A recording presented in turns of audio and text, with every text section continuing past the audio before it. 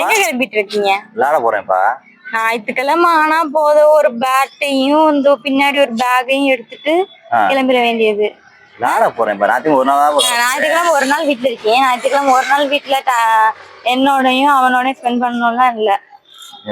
வாரம் முழுக்க நீங்க உங்ககிட்ட வேலை பார்த்துருக்கீங்க. வாரம் முழுக்க வேலைதான் பாக்குறீங்க. வீட்டுல என்னைக்கு இருக்கீங்க? ஞாயிற்றுக்கிழமை ஒரு நாள் இருக்கீங்க. அப்பயும் இப்படி ஒரு வெட்டித்தனமா கிளம்பிடுறது.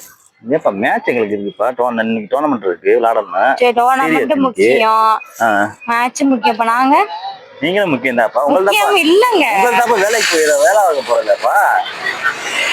வேலைக்கு போய் காசு கொடுத்தா மட்டும் போதுமாங்க? காலைல 11 மணி தான் வேலைக்கு போறேன். அதுக்கு 11 மணி வரைக்கும் நீங்க மத்த என்ன வேலை பாக்குறீங்க? 11 மணி வரைக்கும் என்ன வேலை பாக்குறீங்க?